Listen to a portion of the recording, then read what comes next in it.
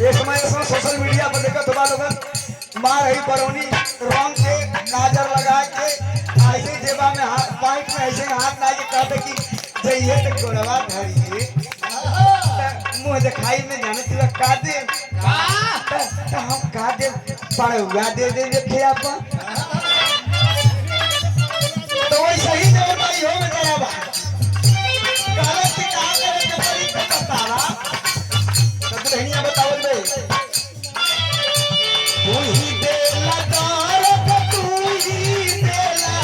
हो दवाइया अरे देला हो दवाइया अरे कौन जइबा सैया हो कमाल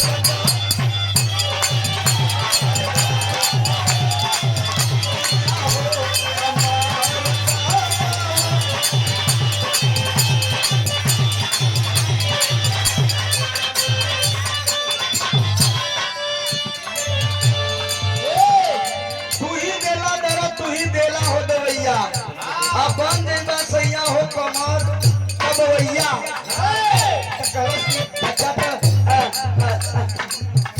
ढेर कभक के तना न दवाई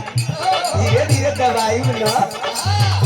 हाँ हो खाली रसा रस दवाई बात तब वो मच जाएगी कहे का कहे तू ही देला काल तू ही देला हो दवाइया रे देला हो दवाई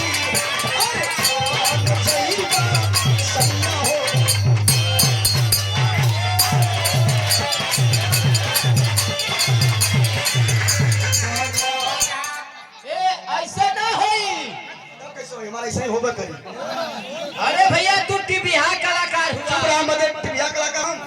इतना बढ़िया हम सोचता ही गावत बजावत है कि हमके टिबिया में अपने टिबिया नहीं मतलब अरे राम को भैया से पूछला तू मनिया वाले से हमारे गार्जियन आदरणीय आप श्री दयाराम भारती पूज्य बाबूजी भोजपुरी बिरहा गायक कलाकार हमारे गुरुतुल्य हैं आप हमारे गार्जियन है छोटकापुर के उचका के ऐतिहासिक धरती से बड़ा प्यार दुलार आशीर्वाद मिलता है हर 2 दिन की बात होती है बाबूजी के द्वारा ये पुरस्कार सादर 200 रुपया 200 रुपया में 100 रुपया की कहाँ से लेके आ हुआ इतना चली तो हमके 5 रुपया का मिठाइया कहाँ से ले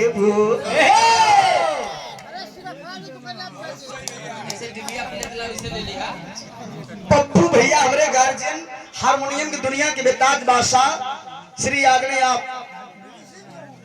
गुड्डू भैया के आप बड़े भैया हैं पप्पू भैया मुसलधारा का कलश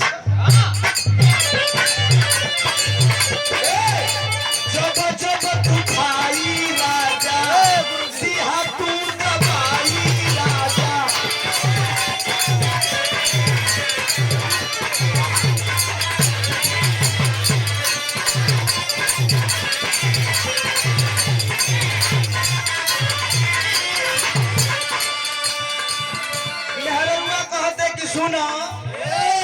अब हम ही तुम्हें बाड़ी जा हम अपन घर छोड़ के आल बड़ी तोहरा घरे बाऊ माई कहले बड़न तोहरे के हल हमार दुख तकलीफ तू न बुझवा तोहार दुख तकलीफ हम न बुझब कहीं डराम वाला खिस्सा न चली दुख तकलीफ एक दूसरे के बुझे के पड़ी कहले बेटा कहलस भैया आ गया सब सब तू खाई राजा बेटा तू दबाई राजा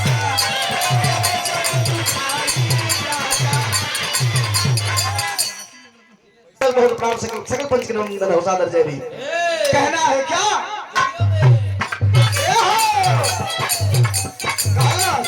अरे सब सब तू भाई राजा बेटा तू भाई राजा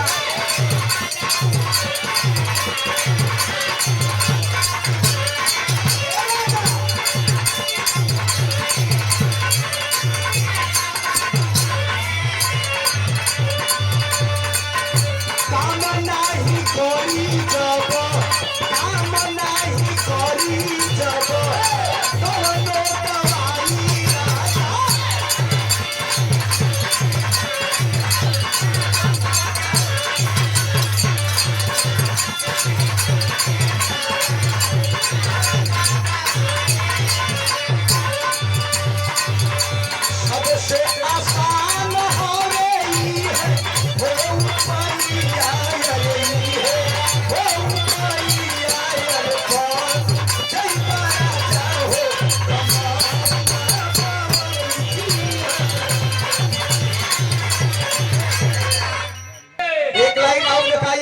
बिरादरी का असली गीत है जेके कहले ला चमक नेटुआ अरे झुमका झुलमिया हम कमले माले झुमका झुलमिया हम कमले माले से करिए तेरा का सुखना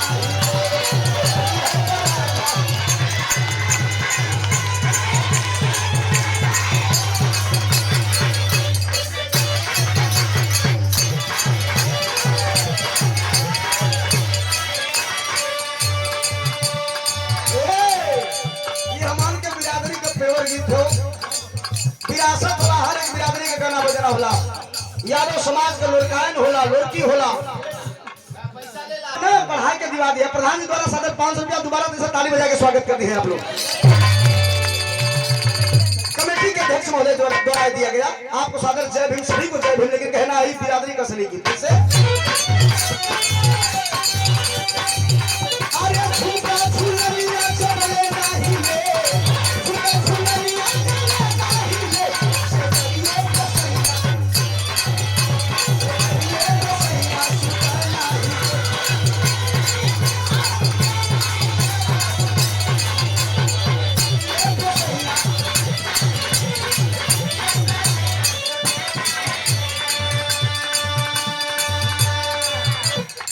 बड़ा बड़ा गीत बताइला